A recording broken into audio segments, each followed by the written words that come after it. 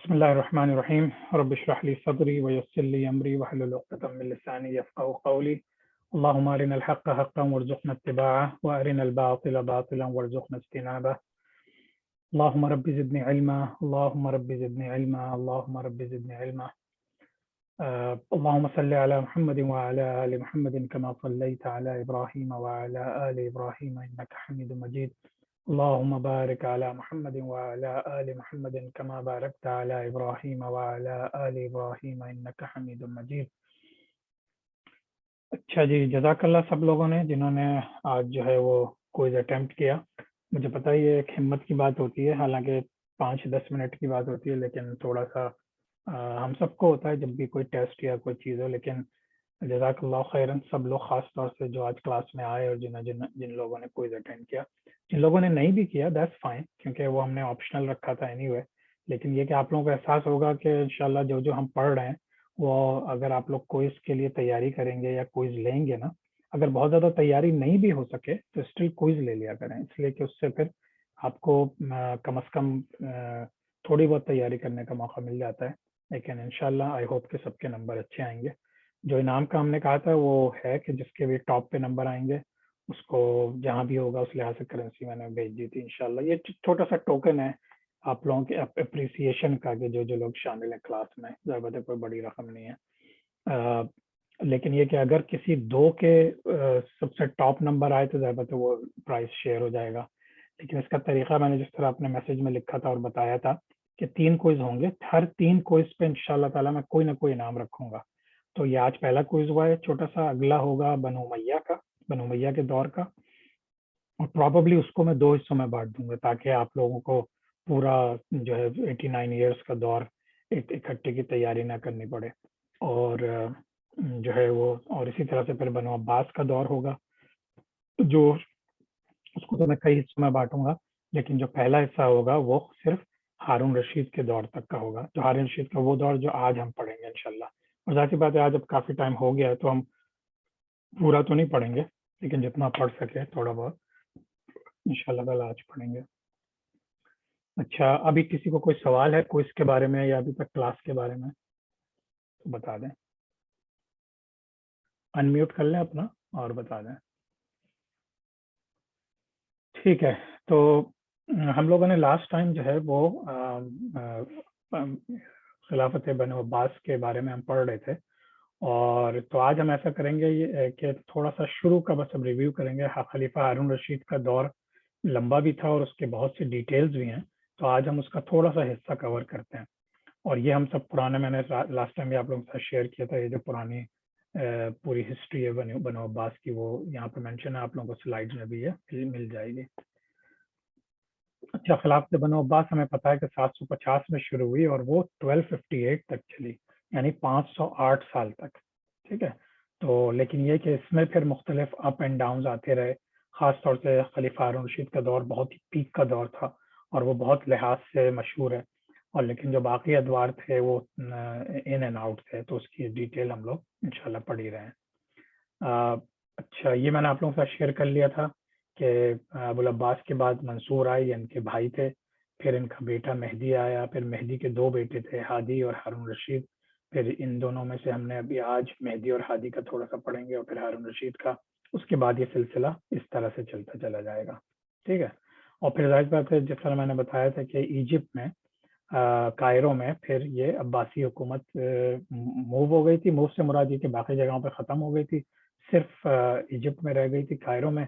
लेकिन वहाँ पे भी ममलूक्स की हुकूमत थी, ममलूक्स एम्पायर्स रूल कर रहे थे, और ये लोग सिर्फ सिंबॉलिक खलीफा थे, यानी ये रिलीजियस मामलात के खलीफा थे, लेकिन इनकी कोई एडमिनिस्ट्रेशन में इनका इनपुट नहीं था। जब हम शेयर कर ही चुके हैं ये सारा आप लोगों को, लास्ट टाइम भी थोड़ा सा अलगालिबिस और रुस्तमीस और इदरीसीस के बारे में बताया था। इसको हम मजीद डिटेल में पढ़ेंगे, लेकिन ये पूरी अब्बासी खिलाफत है बनु अब्बास की। सिर्फ ये जगह थी स्पेन जिसके अंदर बनु उमैया रहे हैं काफी सालों तक, और इस तरह के अब्बासी खिलाफत में पहुंचने की कोशिश की थी, एक जंग भी हुई थी लेकिन वो उसमें हार गए थे। तो फिर उन्होंने बनु उमैया के होल्ड को स्पेन में छोड़ दिया था, तो फिर उन लोगों ने 300 350 साल तक हुकूमत की थी। सारा भी आप लोगों को देख चुके हैं। تو آج جو میں چاہ رہا تھا کہ یہ بھی میں نے آپ لوگوں کو ڈیٹیل میں بتایا تھا کہ یہ اس طرح سے خلافت راشدہ کے بعد سے یہ اس طرح سے آپ سمجھ لیجیے یہ ایئرز ہیں 632 660 750 850 آل دا وے ٹو 2000 تک. تو آپ دیکھیں کہ سب سے زیادہ جو لمبی حکومت گئی ہے وہ آٹومن امپائر کی تھی جو چلی تھی 1923 تک, جو 23 میں پھر سمجھے خلافت ختم ہو گئی تھی. تو اسی طرح سے اس کو بار بار آپ لوگ دیکھتے رہا کریں, جب بھی ذہن میں آئے کہ کون سی امپائر ہے تو اس میں جا کے آپ ڈیٹیل میں اس کو چیک کر سکتے ہیں. اچھا, یہ تھوڑا سا ڈیٹیل نقشہ تھا. یہ اس میں بھی آپ لوگوں کو اس میں سارے ملک کے نام مینشن ہیں, تو اس میں اندازہ ہو جاتا ہے کہ کون سی حکومت کہاں تھی. ٹھیک ہے. اچھا, میں آج جو ہے میں چاہ رہا ہوں کہ یہ ہارون رشید کے زمانے کا سمجھے عراق کا ایک پکچر کسی نے بنائی ہے کہ کس قدر آرگنائز اور کس بنایا تو یہ منصور خلیفہ نے تھا, لیکن ہارون رشید نے اس کو پھر دنیا کا ون آف دا ٹاپ شہر بنا دیا تھا اس کو, بغداد کو. اچھا, یہ جو محمد بن عبداللہ یعنی مہدی کے نام سے مشہور تھے اور ان کی یہ ڈیٹیل ہے, لیکن آج جو ہے چونکہ وقت کم ہے نا تو یہ میں انشاءاللہ اگلی کلاس میں کور کروں گا. آج میں تھوڑا سا جانا چاہ رہا ہوں کہاں پہ ہارون رشید کے خلیفہ ہارون رشید جو ہیں 786 میں ان کو خلافت ملی اور 809 تک رہے, تو انہوں نے 23 ایئرز حکومت کی تھی. ٹھیک ہے, 23 ایئرز میں انہوں نے بغداد کو, عراق کو یا مینلی بغداد کو کہیں سے کہیں پہنچا دیا تھا. اور ان کی جو خلافت کی بات تھی, جو ہائی لائٹس تھی, تو ان کا جو مین آج تک ہر کسی نے ان کو مشہوری ملی ہے وہ بیسیکلی ان کے اوپر ایک کتاب لکھی گئی تھی. بیسیکلی اس کا نام تھا الف لیلہ و لیلہ. یہ عربی کا جملہ ہے. الف لیلہ کا مطلب ہوتا ہے 1000 راتیں, و لیلہ اور ایک رات, یعنی 1001 راتیں. تو ہارون رشید اس کو بیسیکلی انگلش میں بھی ٹرانسلیشن ہوئی, پوری دنیا کے تقریباً ہر زبانوں میں ٹرانسلیشن ہوئی اس کی, اور اس کو انگلش میں بولتے ہیں 1001 نائٹس. تو یہ ایک ایسا پرانے جو عربک فوک ٹیلز ہوتے تھے نا, جو اس لحاظ سے ہوتے تھے کہ بھائی لوگ کہانیاں سنا رہے ہیں, تو اس کی جو مشہور ہے, اس میں بہت سی کہانیاں ہیں. بیسیکلی 1001 کہانی کا مطلب یہ نہیں کہ ایگزیکٹلی 1001 کہانیاں ہیں, بلکہ اس کا یہ مطلب ہے کہ بہت سی کہانیاں ہیں. تو اس کا جو بیک گراؤنڈ ہے وہ تھوڑا سا سب کو پتہ ہی ہوگا, آپ لوگوں کو میں تھوڑا سا شیئر کر دوں کہ ایک کسی بادشاہ اور اس کی شہزادی, اس کی ملکہ کا ذکر ہے کہ ایک شہریار یہ سمرقند میں ہوتے تھے. اب یہ سب موسٹ پرابلی فیک ہے, اور یا ہو سکتا ہے یہ لوگ رہے بھی ہوں, لیکن بہرحال یہ کہانی ہے کہ ایک شہریار جو ہے وہ ایک بادشاہ تھا جو جس کی جب شادی ہوتی ہے تو اس کی بیوی, کہانی یہ ہے کہ اس کی شادی ہوتی ہے تو اس کی بیوی جو ہے وہ فیتھ فل نہیں ہوتی, اس کے ساتھ سمجھے باوفا نہیں ہوتی, تو اس کو طلاق دے دیتا ہے. اور اس کو بہت غصہ چڑھتا ہے کہ یہ میں اس کے اتنی محبت کرتا تھا اور یہ میرے ساتھ باوفا نہیں رہی, فیتھ فل نہیں رہی. تو پھر وہ کیا کرتا ہے, غصے میں آ کے وہ پھر شادیاں کرتا ہے, اور اس میں یہی کرتا تھا کہ ہر روز ایک شادی کرتا تھا اور پھر صبح ہوتے ہی اس کو طلاق دے دیتا تھا. اور جو ہے یہ اس نے طریقہ کار بنا لیا تھا عورتوں سے بدلہ لینے کے لیے, کہ اگر میری بیوی میرے ساتھ فیتھ فل نہیں تھی تو اب میں یہ بدلہ لوں گا اور نئی نئی شادیاں کروں گا. تو یہ سلسلہ چلتا رہا, اور پھر ایک اتفاق سے اس کا جو وزیر تھا اس کی ایک بیٹی تھی, جو جب وہ بہت اچھی خاتون تھی, اور وہ اس کا نام تھا شہرزادے. تو اس نے اپنے باپ سے کہا کہ میں اس سے شادی کرتی ہوں. تو پھر باپ نے کہا بھائی تو قتل کر دے گا تمہیں صبح تک. تو اس نے کہا نہیں, میں چانس لینا چاہتی ہوں, and I would like this as a challenge. تو اس نے شادی کر لی, اور شادی کو رات کو پھر اس نے جو ہے اچھا, یہ شہریار تھا بادشاہ, اس کو اسٹوری سننے کا بہت شوق تھا. تو مطلب وہ بے انتہا شوقین تھا کوئی کہانیاں, فکشن, یہ سب سننے کا. تو اس کو پتا تھا اس شہزادی جو وزیر کی بیٹی تھی, تو جب وہ ملکہ بن گئی, شادی ہو گئی, تو اس نے رات کو جو ہے اس کو کہانی سنانی شروع کی. کوئی کہانی ایسے کوئی کہانی سنائی, اور صبح ہونے سے پہلے اس نے کہانی ختم کر دی. مطلب اس کو اینڈ نہیں کیا, لیکن کہا کہ اب بہت رات ہو گئی ہے یا اب صبح ہونے والی ہے, تو ہم یہ کل کہانی کنٹینیو کریں گے, آج نہیں کنٹینیو کر دی. تو وہ اتنا شوقین تھا کہ اس کو اس کے رزلٹ میں اس کا دل لگ گیا, تو اس نے اس کو قتل نہیں کیا. پھر دوسری رات آئی, اس نے پھر اس کو ایک کہانی شروع کی, کہانی سنائی, اور اس کے بعد ایک اور کہانی شروع کر دی, پھر اس کو بھی ختم نہیں کیا. اسی طرح سے یہ سلسلہ چلتا رہا, اور کہانی یہ ہے کہ وہ آخر میں وہ اس کے ساتھ اتنی کہانیاں اس نے سنائی، اتنی کہانیاں سنائی، اور کوئی بھی کہانی کمپلیٹ نہیں کرتی تھی. تو آخر میں اس نے اس سے کنٹینیو شادی اپنی کنٹینیو کی، اس سے بہت محبت کرنے لگا، اور ایز دے سے کہ دے لیوڈ ہیپیلی ایور آفٹر. تو یہ بیسیکلی اس کے پیچھے الف لیلا کی، جو پاکستان میں مشہور ہے الف لیلا، لیکن یہ اصل میں الف لیلا و لیلا کے نام سے 1001 نائٹس. ٹھیک ہے. تو اب یہ جو ہے یہ اسی زمانے میں یہ کہانیاں لکھی گئیں، اسی زمانے ہارون رشید کے زمانے میں. اچھا، اب ہارون رشید کے نام سے کیوں منسوب ہیں یہ چیزیں؟ ایک تو یہ کہ ہارون رشید نے جب شادی کی تھی زبیدہ سے تو وہ اسے بھی بہت زیادہ محبت کرتا تھا، اور ان کی شادی کی مثالیں دی جاتی تھیں. اور دوسری بات یہ کہ بہت امیر ترین ہو گئے تھے، انہوں نے اپنی فتوحات جاری رکھی تھیں. بازنٹائن امپائر سے جو اپنی فوجیں بھیجتا تھا ہارون رشید، اور مسلسل ہر سال جو ہے وہ کنٹینیوس بھیجتا تھا، اور مال غنیمت اور چیزیں، یعنی دولت کے انبار لگ گئے تھے. اتنی دولت آ گئی تھی کہ ان کی ایک لیجنڈری کہانی بن گئی کہ جو دل چاہتا تھا وہ کرتے تھے. لیکن دونوں اچھے لوگ تھے، دیندار تھے، ہارون رشید بھی اور زبیدہ بھی. تو اس لحاظ سے یہ سب چیزیں ڈیولپ ہوئیں، اور پھر انہی کے نام سے یا ان کے کم از کم دور سے منسوب ہو گئی یہ ساری چیزیں. ٹھیک ہے. تو اس کے پیچھے الف لیلا کے پیچھے یہ کہانی ہے. اچھا، اب اس کے اندر جو کہانیاں ہیں آپ لوگوں نے بچپن سے لے کے، ہم نے بھی بچپن میں جب علی بابا، 40 چور، اور وہ الادین کا لیمپ، الادین کا چراغ، اور یہ ساری کہانیاں جو ہے نا یہ سب اسی کا حصہ ہیں. اچھا، اس میں جو ہے کچھ شاعر تھے، کچھ جو ہے نثر نگار تھے، ان لوگوں نے یہ کہانیاں بنائی، اور پھر یہ کہانیاں بڑھتی چلی گئی. پھر اس کا اگر آپ آج دیکھیں گے تو یہ کہانی پہ سمجھیے پوری دنیا میں پھیل گئی. جب یہ انڈیا میں گئی تو اس کے شہزادہ شہزادی اور وہاں کے نام وہاں کے آ گئے، وہاں کی کہانیاں شامل ہو گئی. پاکستان میں آئیں تو وہاں کے کردار شامل ہو گئے.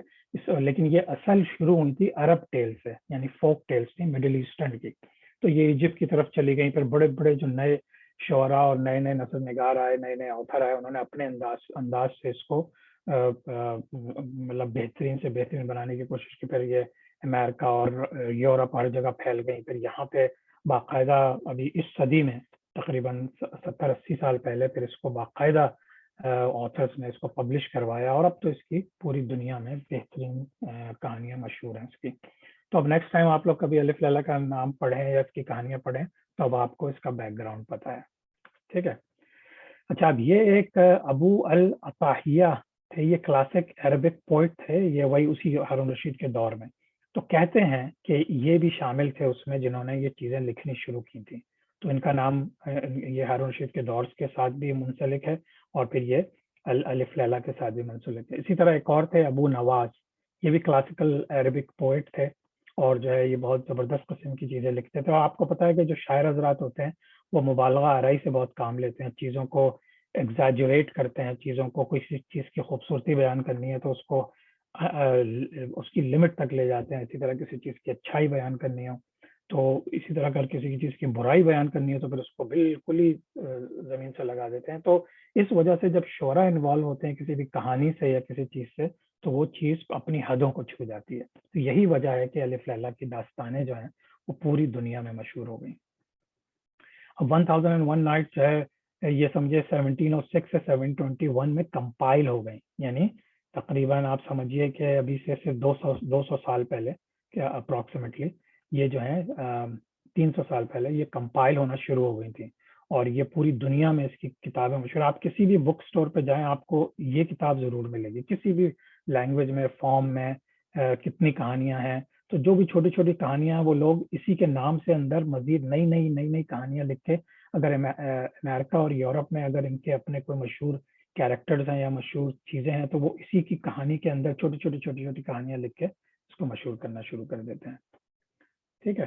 اچھا، اب ہارون رشید کا ہم بس تھوڑا سا ذکر کر لیتے ہیں کہ ہارون رشید 6763 AD میں پیدا ہوئے. 809 میں ان کا انتقال ہوا، تقریباً 43 ایئرس کی ایج میں ان کا انتقال ہو گیا تھا. تو یعنی کہ بہت چھوٹی سی عمر تھی، لیکن انہوں نے اپنے پوری یعنی ہسٹری کے اوپر ایک ایسا نام چھوڑا ہے کہ جو شاید کوئی بچہ اور ہر بڑا بچہ کسی بھی ریلیجن کے لوگ سب اس کو جانتے ہیں، کیونکہ اس کا دور one of the most popular, romantic, most industrial revolution کے لحاظ سے جو اس نے علمی کام کیے تھے. ابھی ہم اس کا ذکر کریں گے کہ انہوں نے جو ہے وہ بیت الحکمہ ڈائریکٹ انہی کے زمانے میں بنایا گیا تھا، اور بہت سی چیزیں. اور ان کو سپورٹ بھی تھی دوسرے لوگوں کی طرف سے، لیکن ہارون رشید کی اپنی پرسنالٹی ایسی تھی کہ جب ان کو خلافت ملنے والی تھی تو اس وقت یہ اتنے انٹرسٹڈ نہیں تھے، اور یہ بہت ہی لیڈ بیک اور ذرا اپنے رکھ رکھاؤ والے اور بہت ہی اچھے کپڑے پہننے والے، اچھی خوشبو لگانے، اس طرح کے آدمی تھے۔ لیکن بعد میں پھر خاص طور سے جب ان کی زبیدہ سے شادی ہو گئی، زبیدہ جو تھی وہ سمجھیے منصور جو تھا، جو اس کا سیکنڈ خلیفہ تھا بنو عباس کا، اس کی پوتی تھی، ٹھیک ہے، تو یعنی یہ ہارون رشید کی کزن بھی ہوتی تھی، سیکنڈ کزن۔ تو جب ان سے شادی ہوئی تو پھر ان لوگوں کی محبت کی داستانیں اس لیے بھی ہوئی کہ زبیدہ بھی بہت پڑھی لکھی اور بہت ہی انٹلیکچوئل خاتون تھی، تو انہوں نے اب ہسٹری میں جو ہے بغداد کے لیے، عراق کے لیے، مکہ مکرمہ، حجاز، ان جگہوں کے لیے بہت کام کیا، روڈیں بنوائیں، لوگوں کو پانی کا استعمال مشکل تھا، حج میں یہ گئی تھی ایک دفعہ تو پانی کا انتظامات کیے، نہریں کھدوائیں، ان کے نام سے نہر زبیدہ مشہور ہے، بہت سے ایسے کام کیے۔ تو aside from دی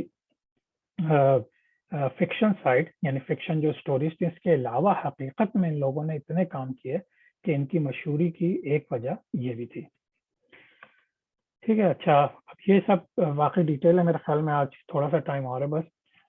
ان کا جو زبیدہ تھی ان کی وائف، ان کا اصل نام تھا امت العزیز، اور اس کا گرینڈ فادر جو تھا وہی منصور تھے۔ اچھا، اور یہ ہارون رشید کی چونکہ کزن تھی تو اس وجہ سے ان کی منصور جو تھا وہ حالانکہ بہت ظالم مشہور تھا، لیکن یہ کہ وہ بھی ہارون رشید کو بہت پسند کرتا تھا، اور ہارون رشید سے شاید 1 سال چھوٹی تھی، اور وہ بہت پولیٹیکلی اور سوشلی ایکٹیو تھی جیسا میں نے بتایا، اور ہارون رشید کے ساتھ انہوں نے مل کے گورنمنٹ کے افیئرس چلاتی تھیں، لیکن اس کے ساتھ ساتھ ان کی ایک انڈیپینڈنس بھی تھی۔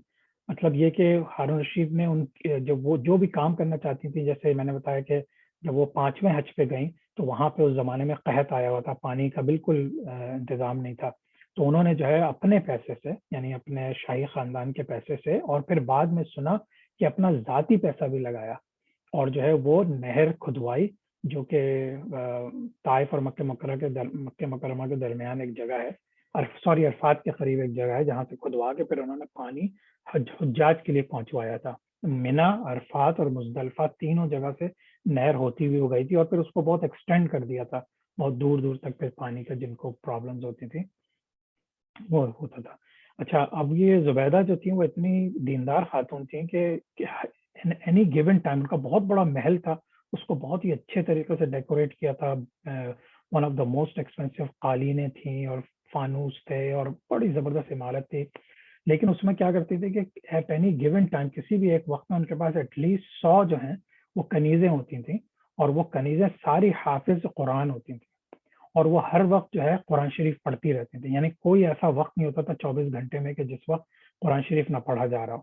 اور اس کو لوگ اس طرح سے مثال دیتے ہیں جس طرح شہد کی مکھی کا چھتا ہوتا ہے نا، کہ اس میں سے دھن کر کے بی ہائیو میں سے جو آواز آ رہی ہوتی ہے، تو آپ دور سے اگر سنیں یا گھر کے قریب سے گزریں تو آپ کو ایسا لگتا تھا کہ جیسے مکھیاں بھنبھنا رہی ہیں، لیکن ایکچولی وہ قرآن شریف ساری کی ساری مل کے قرآن شریف پڑھ رہی ہوتی تھی۔ تو اس سے اندازہ لگایا جا سکتا ہے کہ سبحان اللہ، وہ جو ہیں وہ کتنی دیندار تھیں زبیدہ خاتون جو تھیں۔ اور یہ جیسے میں نے بتایا کہ انہوں نے 2 ملین دینار جو ہیں وہ آلموسٹ اسپینڈ کیا، ان سے لوگوں نے جب انہوں نے سارے انجینئرس کو بلایا، سارے پورے عراق سے اور شام سے ہر جگہ سے، کہ بھئی آ کے ہمیں بتاؤ، تو لوگوں نے کہا کہ یہ تو ایسی پتھریلی جگہ ہے کہ یہاں نہر بنانا، ایک تو پانی نکالنا پھر پہنچانا، یہ تو بہت ہی مشکل کام ہے۔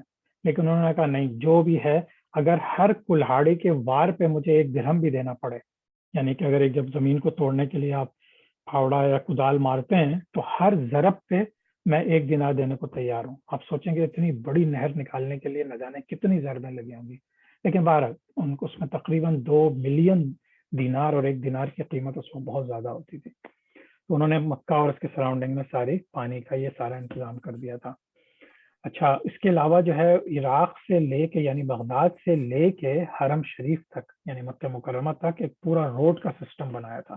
یہ بھی زبیدہ کی خواہش تھی، لیکن ضابط ہارون رشید نے اس کو مکمل کرایا، اور تقریباً 900 میل تھے، یہ 900 mile between Kufa and Makkah, Baghdad اور کوفہ کے قریب سے یہ نکلی تھی، اور سارا کچھ جو ہے وہ حجاج کے لیے انہوں نے ایکسپینسز برداشت کیے تھے، اور انہوں نے یہ میک شیور کیا تھا کہ راستے میں، کیونکہ یہ پانی کا بھی پرابلم زبیدہ کو پتہ چل گیا تھا، تو انہوں نے 900 مائلز کی اس روڈ بنانے کے بعد درمیان میں پانی کے اسٹوریجز بنا کے رکھے تھے کہ کسی کو پانی کی مشکل بھی نہ ہو. اب آپ سوچیں وہاں سے اس زمانے میں جو لوگ پیدل آتے تھے، گھوڑے پہ، گدھے پہ، اونٹ پہ، ان سب جو اس روڈ پہ چلتے تھے اور حج کرنے آتے تھے یا عمرہ کرنے آتے تھے اور پانی پیتے تھے، کتنا ثواب کمایا ہوگا ان دونوں میاں بیوی نے. تو سبحان اللہ، یہ وہ چیزیں ہیں جو آپ ویسٹرن میڈیا میں جب دیکھتے ہیں نا، تو وہ لوگ اس کی ایک وہ والی ویلیو تو بتاتے ہیں کہ وہ ایک بہت ہی شاہ خرچ تھا اور بہت ہی امیر تھا اور یہ، لیکن وہ اس کی یہ جو زبیدہ اور ہارون رشید کی اپنی پرسنل دیندار لائف تھی اور اتنا زیادہ ان لوگوں نے اس چیز کو ہائی لائٹ نہیں کرتے ہو. تو اسی وجہ سے اس کو گولڈن ایج بھی کہتے ہیں کہ مسلمانوں کی یہ گولڈن ایج تھی، جس زمانے میں مسلمانوں نے علمی لحاظ سے، صنعتی لحاظ سے، کاروباری لحاظ سے، ہر لحاظ سے ترقی کی تھی. اور اس کو اتنا شوق تھا کہ اس نے بڑے بڑے علماء کو اور فقہا کو بلا کے اور حدیثیں لکھواتا تھا، اور جو ہے ان کو جو یورپ میں نئی نئی ریسرچیں ہو رہی تھی ان کو ٹرانسلیشن کرواتے تھے عربک میں، تاکہ مسلمان وہ نالج سیکھ سکیں. تو اور اس زمانے میں، ہارون رشید کے زمانے میں یہ وقت آ چکا تھا کہ لوگ پیپر پہ، کیونکہ پیپر کی ایجاد بھی مسلمانوں نے کی تھی، تو وہ پیپر پہ لکھنا شروع ہو گئے تھے، جبکہ ابھی بھی یورپ میں چمڑے پہ لکھا جاتا تھا. یعنی یہ مسلمانوں کا دور ہم عام لوگوں کو نہیں بتایا جاتا. تو جتنی بھی ایجادیں ہیں، جتنی بھی بڑی بڑی ایجادیں ہیں دنیا کی نا، اس کے پیچھے کوئی مسلمان ہے. اور لیکن ان لوگوں نے اس کو توڑ مروڑ کے، اب ظاہر بات ہے اب جو ہم اس صدی میں رہنے، اس میں تو خیر بہت مسلمان بہت پیچھے چلے گئے، کیونکہ انہوں نے پڑھنا لکھنا اور اپنے پین سمجھے رکھ دیے، وہ نہ پڑھتے ہیں نہ لکھتے ہیں، ان کو بس شارٹ کٹ سے زندگی بنانے کی خواہش ہے. پیسہ جمع کر لیں، گھر بنا لیں، جائیداد جمع کر لیں، لیکن ان کو پڑھنے لکھنے کا شوق نہیں رہا. جب پڑھنے لکھنے کا شوق نہیں رہا تو انہوں نے ترقی نہیں کی، جب ترقی نہیں کی تو نئی نئی ایجادات رک گئیں. تو اب مسلمانوں سے یہ سارا اتنا بڑا ایک سمجھیے ایسٹ جو ہے وہ چھن کے نان مسلم کی طرف چلا گیا. ٹھیک، اچھا. اور یہ جیسے میں نے بتایا کہ وہ جو پیلس بنوایا تھا زبیدہ نے، اس کو کے اندر ایک بینکویٹ ہال تھا. بینکویٹ ہال کا مطلب یہ کہ بہت بڑا سا ہال تھا جہاں پہ بڑی بڑی گیدرنگز ہوتی تھیں. تو وہ بھی ایک بہت مشہور چیز ہے جو زبیدہ کے نام سے مشہور ہے. اس کے علاوہ اس نے جو ہے اپنے پورے محل کے چاروں طرف قرآن شریف کی آیات جو ہے وہ گولڈن لیٹرز میں لکھوائی ہوئی تھیں. یعنی پورے قرآن شریف کی آیات، اس کے کوئی یہ جو مین بینکوٹ ہال تھا یا جو کمرے تھے یا جو ہالز تھے، ان کے ساروں طرف یہ تھا. آپ سوچیں یہ سب برباد کیا ہے جب مغل آئے تھے، جب منگولز آئے تھے. سبحان اللہ، اتنی کتابیں تھیں، اتنے حدیث کی کتابیں، علم کی کتابیں، ٹرانسلیشن، نہ جانے کیا کیا تھا. یہ اس طرح کی کنسٹرکشنز تھیں. قرآن کو سب سے ٹاپ پہ رکھا جاتا تھا. احادیث اور قرآن کی سمجھے بول بالا تھا، اس کی اہمیت تھی. لیکن یہ سب کچھ تاریخ آگے چل کے جو ہم پڑھیں گے، تاریخ میں سب کچھ تباہ برباد کر دیا گیا. اس کے علاوہ اس کا ایک گارڈن تھا زبیدہ کا، بالکل اس کے گھر کے اراؤنڈ، اور بہت ہی یونیک قسم کا گارڈن تھا. اس کے اندر بہت سے جانور رکھے ہوئے تھے. اس میں طرح طرح کے پرندے تھے، رنگ برنگے، مختلف بولیاں بولنے والے. تو بہت ہی، یعنی ان سب چیزوں کو جب آپ سنیں نا تو آپ کو واقعی لگتا ہے کہ کوئی فکشن ہے، کوئی ایسی کہانی ہے. یہ کہانیوں میں ہو سکتا ہے، حقیقت میں نہیں ہو سکتا کہ اتنا سکون پورے ملک میں سکون ہو چکا تھا. لوگ چوری چکاری نہیں کرتے تھے، ہر کسی کے پاس جابس تھیں. یعنی کہ یہ دونوں اتنے زیادہ اللہ کی راہ میں خرچ کرتے تھے کہ کسی کو بھی دیکھ لیتے تھے کہ وہ پریشان حال میں تو ان کی مدد کر دیتے تھے. تو یعنی کیا اس کا کوئی لفظ ہے خاص، لیکن یہ کہ بہرحال یہ ایک بہترین کتابی کہانی کی طرح تھا سب کچھ. اور پھر اسی طرح سے ایک واقعہ ہے کہ تبریز میں، جو ایران میں ایک وہ تھا، کیا کہتے ہیں، تبریز ایک جگہ ہے جہاں پہ بہت بڑا زلزلہ آیا تھا. تو وہ جو ہے پورا تقریباً شہر برباد ہو گیا تھا. تو زبیدہ نے اس کو بھی ری بلڈ کیا. اب دیکھیں یہ چیزیں تاریخ میں، آئی ایم شیور کہ بہت سے آپ لوگوں میں سے، مجھے بھی یہ بات نہیں پتا تھی، لیکن یہ کہ یہ سبحان اللہ، ان لوگوں نے اتنے کام کیے، صرف اپنے ملک میں نہیں، صرف عراق میں نہیں، بلکہ ایران میں، خراسان میں، مکہ مدینہ میں، پورے حجاز میں، پورے عربین پیننسولا میں اور ان جگہوں پر. نہر زبیدہ کی جلدی سے تھوڑا سا 5 منٹ میں وہ کر لیتے ہیں کہ 35 کلومیٹر لمبی تھی یہ نہر زبیدہ. آپ سوچیں پتھریلی زمین پہ 35 کلومیٹرز. 1950 میں پھر اس میں پمپس انسٹال کر دیے گئے تھے. یعنی کہ جب 1950 یعنی ابھی تقریباً 70 سال پہلے، تو جب اس میں پمپس انسٹال کر دیے گئے تو وہاں سے پانی بہت تیزی سے نکال لیا جاتا تھا. پھر وہ جو نہروں کے لیے سسٹم تھا وہ تھوڑا سا कम लेवल होने लगा उससे, तो वो जब लेवल बहुत कम हो गया तो फिर नहरें सूखने लगी। फिर सऊदी गवर्नमेंट ने जो है, आप लोगों ने सुना ही होगा, हमने भी सुना था कि जद्दा में उन्होंने डिसैलिनेशन प्लान लगा दिया था, जिससे समंदर का खारा पानी जो है वो मीठे में एक मशीन लगा के उससे कन्वर्ट कर लेते थे, पानी मीठा बन जाता था, फिर उनको पानी की कोई इशू ही नहीं रहा। तो इस वजह से फिर इस नहर की अहमियत जो है आज के दौर में बहुत कम हो गई थी। ठीक है, ये सब हो गया नहर ज़ुबैदा के बारे में। अच्छा, नहर ज़ुबैदा की कुछ तस्वीरें हैं कि देखें किस उस ज़माने में 800 हिजरी में, समझें 800 सेंचुरी में, 8th सेंचुरी में, यानी 700 और 800 के दरमियान सेंचुरी में, ये आप देखिए कि किस तरह से इसको ऑर्गेनाइज तरीके से निकाला था। फिर इसमें बहुत सी जगहों पर सीढ़ियाँ बनाई थी ताकि जो है लोग जिसको एक्सेस कर सकें, और कोई सफाई का इंतज़ाम होता था। ये देखें, यहाँ चढ़ के आप जहाँ सफाई का इंतज़ाम करते थे, कोई चीज़ बीच में नहीं आए और पानी मुसलसल चलता रहे। ये नहर ज़ुबैदा जो है, ये देखें, ये चली जा रही है पहाड़ों के दरमियान। जो लोग सऊदी अरब में रहते हैं उनको अंदाजा है कि कितने शदीद पथरीले पहाड़ हैं, और उन पहाड़ों के दरमियान, जबकि आज तो कंस्ट्रक्शन इंडस्ट्री इतनी आगे बढ़ गई है, लेकिन ये कि उस पथरीले मैदान में और सब जगहों पे किस तरह से बनाई गई होगी है, तो इसके ऊपर बहुत पैसा लगा और बहुत ही मेहनत लगी थी। फिर ये भी सारे नहर ज़ुबैदा के वो हैं। इसके अलावा ये ये पूरी बड़ी सी दीवार बनाई हुई है, और ये वहाँ पे निशानात लगे हुए हैं किंग फैसल रोड के ऊपर एंड सो ऑन।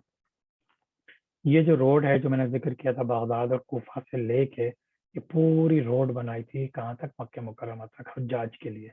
इसी तरह से बसरा से एक दूसरी रोड थी जो यहाँ आके मिल जाती थी, लेकिन वैसे ये पूरा आप समझिए सऊदी अरब के ईस्टर्न साइड से एंटर होती थी, और ये प्रॉबेबली इन्होंने बिल्कुल पर्शियन गल्फ के कोने कोने से निकाली थी। तो बसरा, कोफा, बगदाद, नजफ, यहाँ सबसे हज्जाज कराम के लिए जो उम्रा करने आते थे या हज करने, उनके लिए ये सब बनाई थी।